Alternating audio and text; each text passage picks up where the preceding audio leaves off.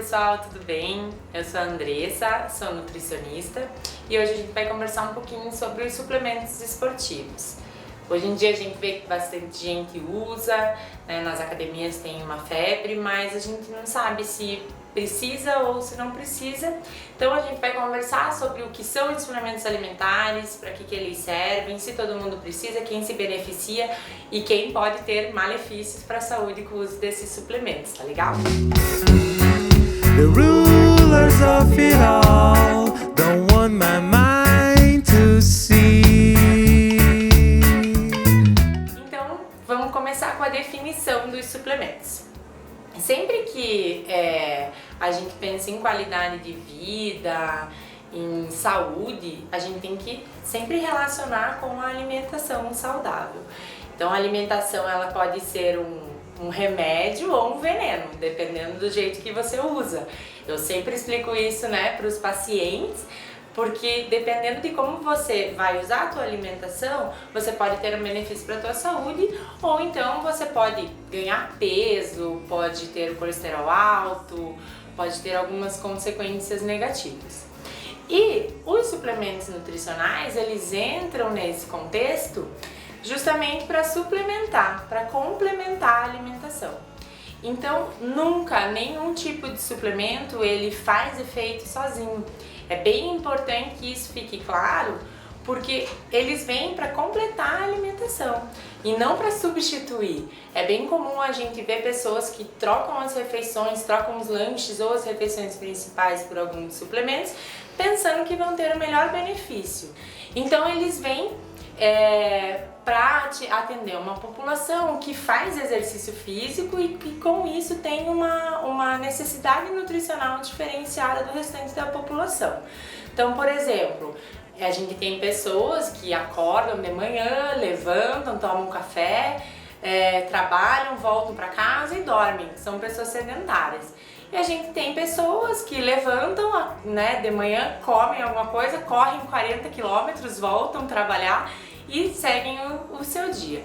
Então é lógico que se a gente for comparar essas duas pessoas, o segundo exemplo precisa de uma quantidade calórica maior, de uma quantidade de carboidratos, de proteínas bem maior do que o primeiro exemplo, que é uma pessoa sedentária. Então, para esta pessoa, para atender esse segundo exemplo, existem os suplementos nutricionais. Muitas vezes as pessoas fazem uma atividade física diária, mas não é tão intensa. Ou saíram do sedentarismo e iniciaram a atividade física e vêm buscar nutricionista pensando num suplemento nutricional.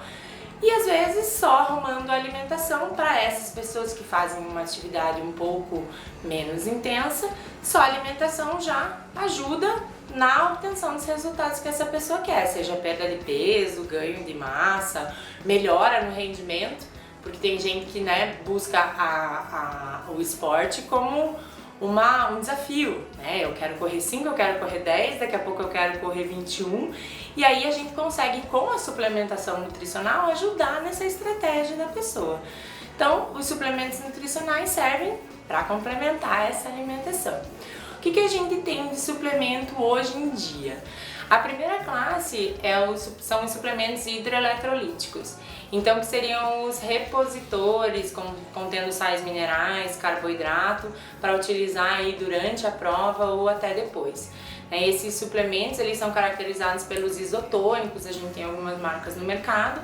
Então, eles são repositores de água e de elétrons, porque durante o exercício físico, com a transpiração, a gente acaba perdendo muitos íons e isso pode prejudicar a performance. Então existe um suplemento nutricional específico para isso, que são os hidroeletrolíticos. A segunda classe de suplementos são os suplementos repositores. Para exercícios prolongados, quando a gente fala aí em mais de uma hora e meia de corrida, a gente deve entrar com algum tipo de reposição de carboidrato, porque o carboidrato são os nutrientes energéticos, né, para o nosso organismo. E com o exercício físico, com essa demanda um pouquinho maior, aí você vai baixando seus níveis de reserva de carboidrato e para manter a sua performance, para manter o rendimento até o final da prova, você precisa repor isso, e aí vem a classe dos suplementos que são os repositores. A gente pode dar como exemplo os suplementos de maltodextrina, o oximase, os carboidratos em gel. Esse tipo de suplementos são os repositores. E aí a gente tem uma certa dificuldade, qual que é o momento que eu preciso, né, repor esse carboidrato perdido? Aí vai depender de um monte de coisa, da sua alimentação antes do treino, vai depender do seu treinamento, da sua própria, do seu preparo físico, né? Então depende de bastante coisa, porque às vezes se você come demais durante uma prova, isso pode ter um efeito negativo também na sua performance, e aí o suplemento, ao invés de ajudar, pode acabar piorando.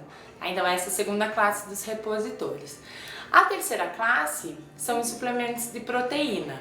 Então, principalmente o whey protein, mas a gente tem também aí algumas outras proteínas no mercado, as proteínas vegetais, proteína do arroz, proteína da ervilha. São suplementos bem novos para atender um público um pouco mais específico que não toma o leite, os intolerantes, os alérgicos, os veganos, tá? Então tem esses suplementos por aí também. Os suplementos de proteína, eles são mais utilizados pelo pessoal que faz musculação ou algum tipo de exercício de força. Porque quando você faz esse estímulo de força, você lesiona as células do seu músculo, e para a célula muscular se recompor, ela precisa de proteína. Então a gente entra com um suplemento de proteína para fazer com que essa massa muscular se desenvolva com uma certa facilidade. O quarto grupo, a quarta classe de suplementos são os suplementos à base de cafeína, né? Então os suplementos à base de cafeína são os estimulantes, e eles têm uma ação basicamente na quebra da gordura corporal, por aumento de temperatura corporal, por estimulação do coração mesmo. Então a gente tem muito critério para usar esse tipo de suplemento, não é todo mundo que pode usar. Existem pessoas que são sensíveis, existem pessoas que são um pouco menos sensíveis. E um ponto bem importante desses suplementos que geram algum tipo de resistência. Então, se eu sou uma pessoa que eu tomo muito café ao longo do dia, talvez o suplemento de cafeína acabe não fazendo tanto efeito para mim como uma pessoa que não tome tanto café. Então o organismo ele cria uma certa resistência aí, e o suplemento pode não fazer efeito também. A outra classe dos suplementos são os suplementos à base de creatina. Também a creatina ela ajuda um pouco na questão da massa muscular indiretamente, e também na explosão. Então pessoas que fazem esportes de curta duração e alta intensidade se beneficiam do uso da creatina. Um cuidado bem importante da creatina, a gente produz.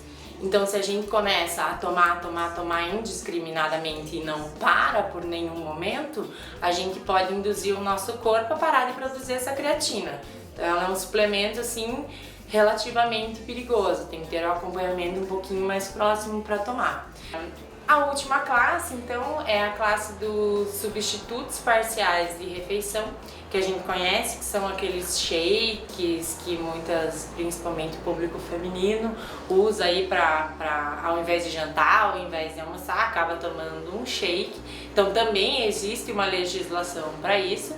Eles são compostos por carboidratos, proteínas, lipídios, vitaminas, sais minerais, uma lista bem completa das vitaminas e sais minerais. Então eles seriam mesmo como se fossem mini refeições, mas aí a gente tem as vitaminas, os minerais e todos os ingredientes adicionados industrialmente nesse alimento, e ele é saborizado e oferecido para o consumidor como uma praticidade aí para substituir as refeições. Runs by